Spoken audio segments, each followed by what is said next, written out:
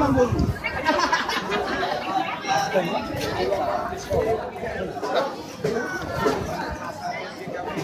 Sengaja deh dua.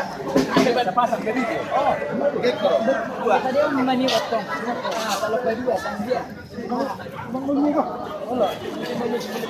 Inilah pelepasan burung sebagai simbol pelepasan dari siswi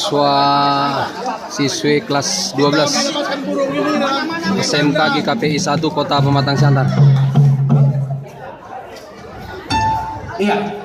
Kita melepas burung merpati sebagai tanda anak-anak kami boleh kami lepaskan, tapi untuk berarti di dunia ini, dimanapun nanti anak kami boleh hidup dan berada, membaktikan apa yang Anda berdasarkan. Tuhan memberkati. Amin. Ora! Ora!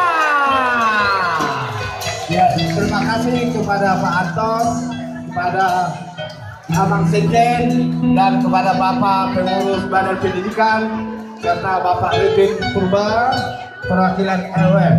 Sekali lagi, lepasnya burung merpati, lepaslah adik-adik kami untuk mencari kehidupan.